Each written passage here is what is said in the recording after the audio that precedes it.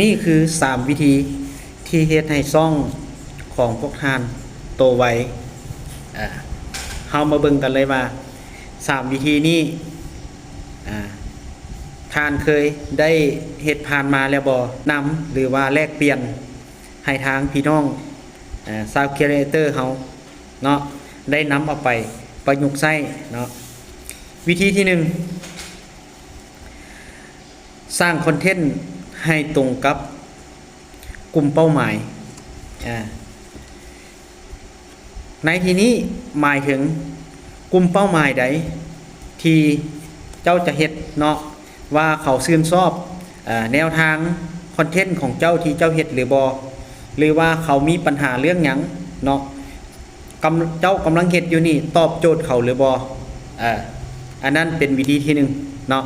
วิธีที่2สม่ำเสมอและลงคอนเทนต์ให้ที่ขึ้นตัวนี้อาจจะเป็นการลงคอนเทนต์ของเฮาค่ะนะประมาณว่าอาทิตย์หนึ่งเนาะมื้อละคลิปสมมุติว่าเนาะโพสต์ลงไปมื้อละคลิปหรือว่าอาจจะเป็นมื้อละ3คลิปประมาณนี้ถ้าเฮาเฮ็ดที่เท่าไหร่กระช่องของเฮานะจะดันขึ้นฟีดได้หลายเท่านั้นจังสั้นเนาะจึงมีความถี่อัลกอริทึมของFacebook และ YouTube นี่เนาะเพิ่นชอบความถี่เนาะเขาเจ้าชอบความถี่ที่จะเฮ็ดให้ระบบนะดันได้ดีที่สุดแล้วก็โอกาสที่ผู้เข้าถึงผู้คนท่านนะได้ไวแล้วโอกาสที่เขาเจ้าจะเข้ามาเบิ่งแล้วมากดติดตามเฮาก็หลายขึ้นวิธีที่3คือการกระตุ้นการมีส่วนร่วมอันนี้เนาะแม่นการที่เฮาสร้างคลิปขึ้นมาเนาะการกระตุ้นนี่อันที่นั่นก็คือ